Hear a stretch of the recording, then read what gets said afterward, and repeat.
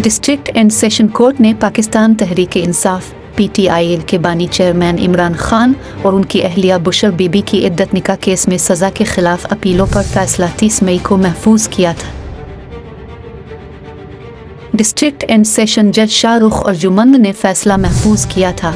वकील उस्मान गनल ने सज़ा को कालअदम करार देने की इस्तदा कर रखी है। शिकायत कुनिंदा के वकील रिजवान अब्बासी के मुआविन ने समाअत मुलतवी करने की इस्तदा कर रखी है।